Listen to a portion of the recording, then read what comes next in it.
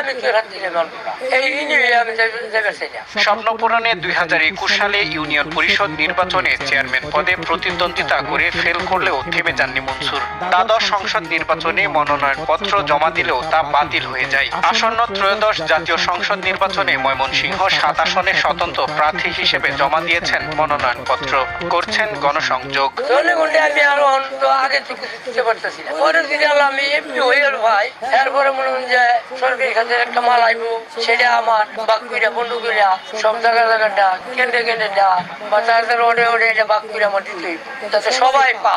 হ্যাঁ আজ তো এটা কিছুটা জানি, তাহলে আজ এমপি কর হাতে অনেক ক্ষমতা চায়, অসহায় তার বুকুলতা এর একটু সুযোগ সুবিধা করে দিলাম। এইগুলি আমাদের এই বৈলর বা কিষাল আমি আজ পর্যন্ত আমি দেখছি না এরকম একটা রেকর্ড করতে।